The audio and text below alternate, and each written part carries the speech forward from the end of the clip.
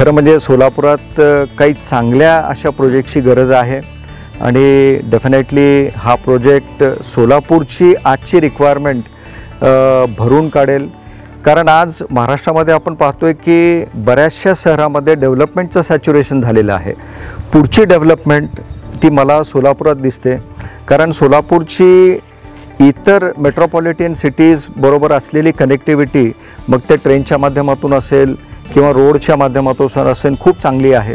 सोलापुरात हॉरिझॉन्टल एक्सपान्शनला कुठलंही लिमिटेशन नाही आहे। असे ॲम्युनिटीज असलेले टाउनशिप्स, असे ॲम्युनिटीज असलेले रेसिडेन्शियल एरिया, असे ॲम्युनिटीज असलेले मी तर म्हणतो काही IT पार्कसुद्धा पुढं प्रमोद जर आपल्याला डेव्हलप करता आले तर काही IT इंडस्ट्रीजला ठराविक स्पेस जर आपण देऊ शकलो तर निश्चितपणाने ITज इंडस्ट्रीजसुद्धा सोलापुरात येतील आणि सोलापूरच्या डेव्हलपमेंटसाठी निश्चितपणाने अशा प्रोजेक्ट्स हे सोलापूरच्या डेव्हलपमेंटला हातभार लावतील।